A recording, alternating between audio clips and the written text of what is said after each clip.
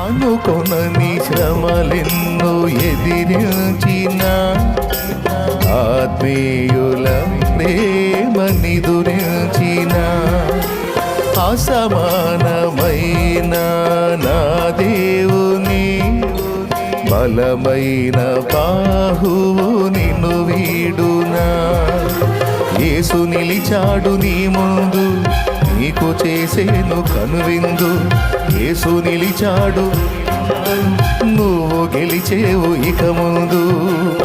ఉందిలే దీవెనా.